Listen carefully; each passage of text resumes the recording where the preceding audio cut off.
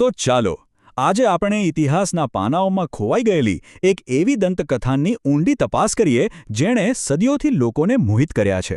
આપણે વાત કરી રહ્યા છીએ એક ભવ્ય શહેરની જેને ભગવાન કૃષ્ણની રાજધાની કહેવાય છે. એક એવું સુવર્ણ શહેર જે દરિયાના પાણીમાં ક્યાંક સમાઈ ગયું. આ શરૂઆત મહાભારતના આ નાટકીય વર્ણનથી કરીએ. આ શબ્દો જ આપણી તપાસનો મુખ્ય પ્રશ્ન ઊભો કરે છે. શું આ ફક્ત એક કલ્પના છે, એક પૌરાણિક કથા, કે પછી કોઈ ભયાનક વાસ્તવિક દુર્ઘટનાની યાદ છે જે પેઢીઓથી ચાલતી આવી છે? પ્રાચીન કથાઓ આપણને સૌરાષ્ટ્રના આ દરિયા કિનારે લઈ જાય છે.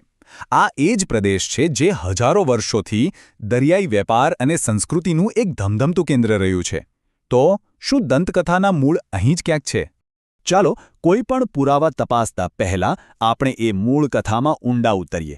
એ સમજવું જરૂરી છે કે મહાકાવ્યો દ્વારકા વિશે શું કહે છે. ગ્રંથોમાં લખ્યું છે કે આ કોઈ સામાન્ય નગર નહોતું. એ તો સાક્ષાત દેવોના શિલ્પી વિશ્વકર્માએ બનાવેલી એક અજાયબી હતી.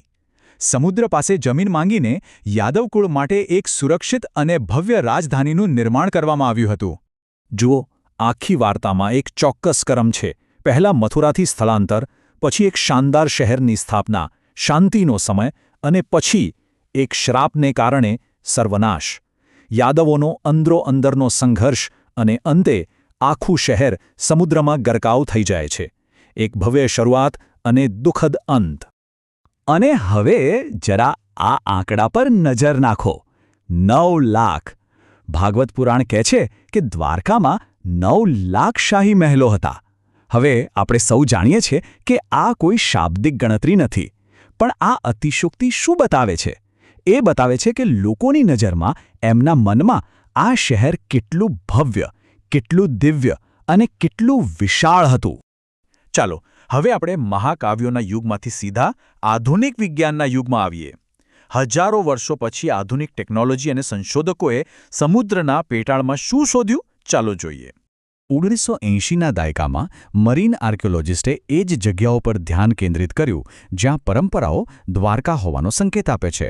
આધુનિક દ્વારકા અને નજીકનો બેટ દ્વારકા ટાપુ. એમણે સીધા દંતકથાના મૂળમાં જ શોધખોળ શરૂ કરી. અને એમને જે મળ્યું એ ખરેખર અદ્ભુત હતું.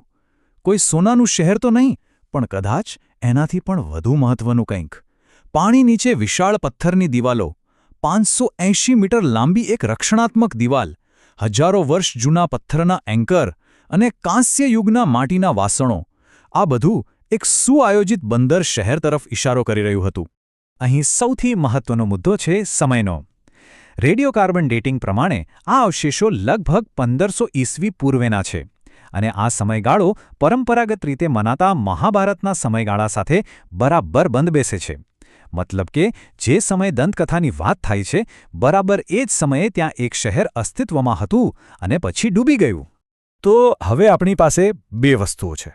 એક તરફ છે મહાકાવ્યોની ભવ્ય વાર્તા અને બીજી તરફ છે સમુદ્રમાંથી મળેલા ઠોસ પુરાવા. આ બંને એકબીજા સાથે કેટલો મેળ ખાય છે? ચાલો સરખામણી કરીએ. સૌથી રસપ્રદ વાત તો એ છે કે પ્રાચીન ગ્રંથો પોતે પણ એક જ વાર્તા નથી કહેતા. કોઈ ગ્રંથ તેના દિવ્ય નિર્માણ પર ભાર મૂકે છે, તો કોઈ તેના ભવ્ય વર્ણન પર અને કોઈક તેના નાટકીય અંત પર. આ વિવિધતા જ બતાવે છે કે વાર્તા સમય જતાં કેવી રીતે વિકસિત થઈ હશે. અને આ સ્લાઇડ આપણી આખી તપાસનો સારાંશ આપે છે. જુઓ, દંતકથા દૈવી ચમત્કાર અને શ્રાપની વાત કરે છે, જ્યારે પુરાતત્વ એક વાસ્તવિક, સુઆયોજિત બંદર શહેરની વાત કરે છે જે કોઈ કુદરતી કારણોસર, જેમ કે દરિયાની સપાટી વધવાથી કે સુનામી જેવી ઘટનાથી ડૂબી ગયું. વાર્તા એક જ છે, પણ કારણો અલગ અલગ છે. અને સ્વાભાવિક રીતે આના પર વિદ્વાનોમાં પણ મતભેદ છે. એસ.આર. રાવ જેવા પુરાતત્વવિદો માને છે કે આ શોધો દંતકથાને સાચી ઠેરવે છે. તો એચ.ડી. સાંકળિયા જેવા ઇતિહાસકારો માને છે કે ડૂબવાની વાર્તા કદાચ પાછળથી ઉમેરવામાં આવી હોય. અને કેટલાક સંશયવાદીઓ તો એવું પણ કહે છે કે આ અવશેષો કોઈપણ પ્રાચીન બંદરના હોઈ શકે છે. એને દ્વારકા સાથે જોડવું એ માત્ર એક માન્યતા છે. તો આ બધી ચર્ચા પછી આપણે કયા નિષ્કર્ષ પર પહોંચી શકીએ? આખરે દ્વારકાની વાર્તા આપણને શું કહે છે? એક વાત તો લગભગ ચોક્કસ છે.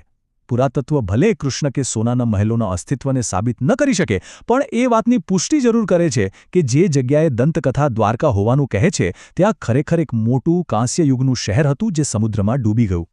અને કદાચ આ જ સાચો જવાબ છે. દ્વારકાની દંતકથા એ કોઈ વાસ્તવિક જગ્યા, વાસ્તવિક લોકો અને તેમની સાથે બનેલી કોઈ ભયાનક દુર્ઘટનાની એક શક્તિશાળી યાદગીરી હોઈ શકે છે. એક એવી યાદ જે સમય જતાં એક ભવ્ય પૌરાણિક કથામાં ફેરવાઈ ગઈ. તો અંતે આ પ્રશ્ન આપણી સામે રહે છે.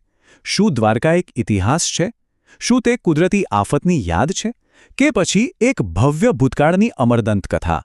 કદાચ તેની ખરી સુંદરતા એ જ છે કે તે આ બધું જ છે. એ આપણને ઇતિહાસ અને શ્રદ્ધા વચ્ચેની એ પાતળી ભેદરેખા પર લાવીને ઊભા રાખી દે છે.